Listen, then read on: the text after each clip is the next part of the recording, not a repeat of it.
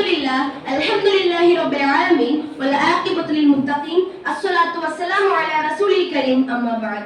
இன்று உங்கள் முன்னால் நான் பேச எடுத்துக்கொண்ட தலைப்பு என்னவென்றால் நற்குணங்களில் உயர்ந்த நபித்தோழியர்கள். அன்பிற்குரிய அல்லாஹ்வின் நல்லடியார்களே, நபி ஸல்லல்லாஹு அலைஹி வஸல்லம் அவங்களுடைய காலத்துல வாழ்ந்த நபித்தோழியர்கள் எல்லாருமே மிக உயர்ந்த நற்குணங்களுக்கு சொந்தக்காரங்களா இருந்தாங்க.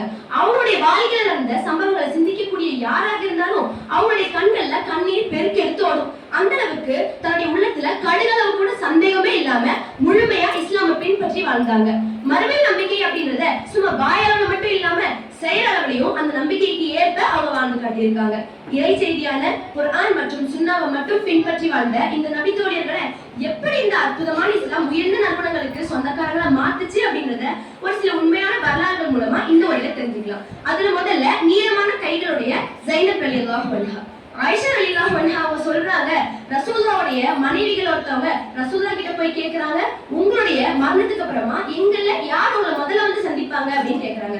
அதுக்கு ரசூலுல்லாஹ், உங்கள நீளமான கைகளுடையவரே என்ன முதல்ல வந்து சந்திப்பாங்க அப்படின்னு சொல்றாங்க. உடனே அவங்க தன்னுடைய கையில ஒரு குச்சியை எடுத்துட்டு போய் எல்லாருடைய கைகளையும் அளந்து பாக்குறாங்க. அதுல சௌதா ரலியல்லாஹு அன்ஹா அவங்களுடைய கைகள் நீளமானவையா இருந்தது. ஆனா நபி ஸல்லல்லாஹு அலைஹி வஸல்லம் அவங்க அளவுல நீளமான கைகளை சொல்லல. யார் அதிகமா தர்மம் செய்யக்கூடியவங்களா இருக்காங்களோ அவங்களுடைய கைகளை தான் நீளமான கைகள் அப்படின்னு குறிப்பிட்டிருக்காங்க. ஜைனப் ரலியல்லாஹு அன்ஹா அவங்க தான் அவங்கள அதிகமா தர்மம் செய்யக்கூடியவங்களா இருந்தாங்க. ஆனா இந்த சம்பவம் நடக்கும்போது அவங்க மரணம் அடைந்திருந்தாங்க. ஜைனப் ரலியல்லாஹு அன்ஹா அவங்க அந்த அளவுக்கு அதிகமா தர்மம் செஞ்சதுனாலதான் ரசூலுல்லாஹ்வுடைய மரணத்துக்கு அப்புறமா ஜைனப் ரலியல்லாஹு அன்ஹா அவங்க தான் முதல்ல ரசூலுல்லாஹ் சந்திப்பாங்கன்னு ரசூலுல்லாஹ்வே சொல்லியிருக்காங்க. அது மட்டும் இல்லாம ஜைனப் ரலியல்லாஹு அன்ஹா அவங்க தர்மம் செய்த அதிகமா விரும்பக்கூடிய ஒருத்தவங்களா இருந்தாங்க. இது புகாரில 1420வது ஹதீஸ்ல பதிவாகி இருக்கு. மரணம் அப்படின்றது நிரந்தர பிரிவு கிடையாது. முஃமின்களுக்கு அது ஒரு தற்காலிக பிரிவு தான். இதனாலதான் நபி ஸல்லல்லாஹு அலைஹி வஸல்லம் அவங்க என்னுடைய மரணத்துக்கு அப்புறமா உங்கள நீளமான கைகளுடையவரே என்ன முதல்ல சந்திப்பாங்க அப்படின்னு மரணத்துக்கு அப்புறமும் முஃமின்களுக்கு ஒரு வாழ்க்கை இருக்குன்னு நமக்கு எடுத்து வச்சிருக்காங்க. அடுத்ததா ஏழைகளுக்கு உணவளித்த உன்னத பெண்மணி சஹர் பின் ஸஅத் ரலியல்லாஹு அன்ஹு அவங்க சொல்றாங்க, மதீனால எங்களிடையே வயது முதிர்ந்த பெண்மணி ஒருத்தவங்க இருந்தாங்க. அவங்க தன்னுடைய தோட்டத்துல கால்வாய் வரப்புல தண்டு கீரைகளை பயிர் செய்வாங்க. ஒவ்வொரு வெள்ளிக்கிழமையும் அந்த கீரைகளோட தண்டுகளை பிடுங்கி ஒரு பாத்திரத்துல போடுவாங்க. அதுல தன்னுடைய ஒரு கை அளவு வார்கோதுமை போட்டு கடைவாங்க. அதுதான் எங்களுடைய உணவுல மாமிசம் போன்று அமையும். நாங்க வெள்ளிக்கிழமை ஜுமா தொழுது முடிச்சுட்டு அவங்க வீட்டுக்கு போய் அவங்க கிட்ட சலாம் சொல்லுவோம். அவங்க எங்களுக்கு அந்த உணவை பரிமாறுவாங்க.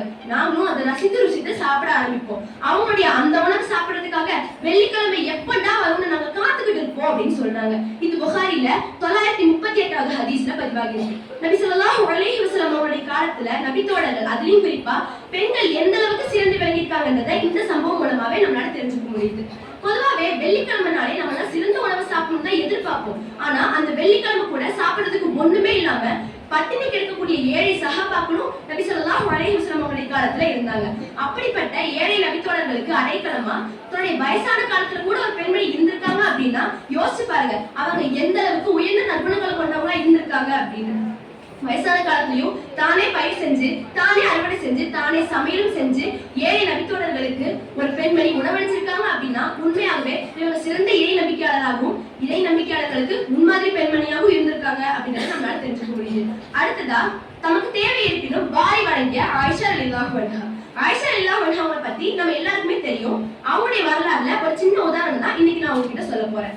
ஆயிஷா ரலியல்லாஹு அன்ஹா அவங்க சொல்றாங்க, ஒரு பெண்மணி தன்னுடைய 2 பெண் குழந்தைகளோட என்கிட்ட தர்மம் கேட்டு வந்தாங்க. அப்போ அல்லாஹ் மேல ஆணையா ஒரே ஒரு பேச்சு மட்டும் தவிர என்கிட்ட வேற எதுவுமே இல்லை. நான் அதை எடுத்து அவங்க கிட்ட கொடுத்தேன். அவங்க அது 2ஆ பங்கிட்டு தன்னுடைய 2 பெண் குழந்தைகளுக்கு கொடுத்துட்டாங்க. ஆனா அவங்க எதுவுமே சாப்பிடல. பட்டினியாவே அந்த இடத்துக்கு அவங்க எரிச்சு போயிட்டாங்க. அப்போதான் ரசூலுல்லாஹ் என்கிட்ட வந்தாங்க. நான் இங்க நடந்த சம்பவத்தை ரசூலுல்லாஹ் கிட்ட சொன்னேன். அதுக்கு ரசூலுல்லாஹ் சொன்னாங்க, யார் இது போன்று பெண் குழந்தைகளால் சோதிக்கப்படுகிறார்களோ அந்த பெண் குழந்தைகள் தான் அந்த பெற்றோர்களுக்கு நரகத்திலிருந்து பாதுகாக்கும் திரையாக அமைவார்கள் அப்படின்னு ரசூலுல்லாஹ் சொல்லியிருக்காங்க. இது புகாரில 1418வது ஹதீஸ்ல பதிவாகியிருக்கு. முஃமினுடைய உயர்ந்த பண்பு பற்றி குர்ஆன்ல சொல்லப்பட்டிருக்கு. வலா யஜிதுன ஃபீ சுதூரிஹிம் ஹாஜதம் மிம்மா ஊது வ யுக்ஸிருன அலா அன்ஃபுஸிஹிம் வலவ் கான பிஹிம் ஹஸாஸா வ மை யுஷ்ஹ நஃப்ஸிஹி ஃபஉலாயிக ஹுமுல் முஃப்லிஹூன். அவர்கள் தமக்கு வறுமை இருந்த போதும் தம்மை விட அவர்களுக்கே முன்னுரிமை அளிக்கின்றனர்.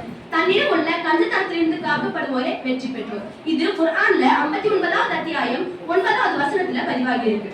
எனவே மேற்கூறிய அனைத்து விஷயங்களையும் நம்முடைய வாழ்க்கையில பாடமாகவும் படிப்படியாகவும் கொண்டு வாழும் நண்பர்களாய் அல்லாஹ் நம் அனைவரையும் ஆக்கியல் புரிவானாக என்று பிரார்த்தித்தவனாக இந்த உரையை முடித்துக் கொள்கிறேன். வாஹித் தஅவானா அல்ஹம்துலில்லாஹி ரப்பில் ஆலமீன். வஸ்ஸலாமு அலைக்கும் வரஹ்மத்துல்லாஹி வபரகாத்துஹு.